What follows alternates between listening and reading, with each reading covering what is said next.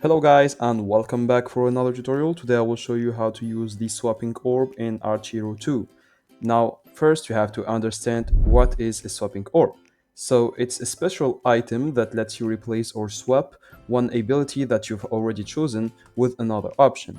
When to use it, if you pick an ability that doesn't match your build, or to upgrade your synergy by swapping a weak skill for a stronger one, and to adapt mid-run depending on enemies or boss fights. Now how to use it.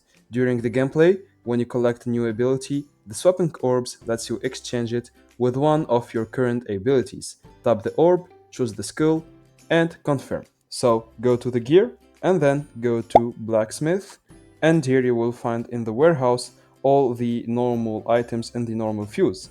You can go to the advanced fuse, and here you will find all the gears that you can swap. Now, some tips for you. You can save it for later in the run when your build is clearer. You can use it to get rid of low tier skills like minor stat boosts, and you can prioritize synergy with your weapon and existing abilities. So, that's it guys, I hope you enjoyed this tutorial. Don't forget to like and subscribe if it helped you.